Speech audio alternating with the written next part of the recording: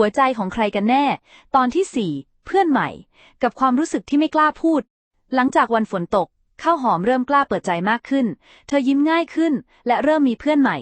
หนึ่งในนั้นคือแอม เพื่อนสาวสุดแสบที่พาเธอไปกินขนมร้านหน้าโรงเรียนบ่อยๆ แก ฉันว่าหนุ่มที่ชื่อเติ้ลนั่น ดูมีใจให้นะข้าวหอมหัวเราะ กลบเกลื่อน แต่ในใจ เธอเริ่มสับสน เพราะตั้งแต่วันนั้น เติ้ลก็เริ่มเข้ามาคุยกับเธอบ่อยขึ้น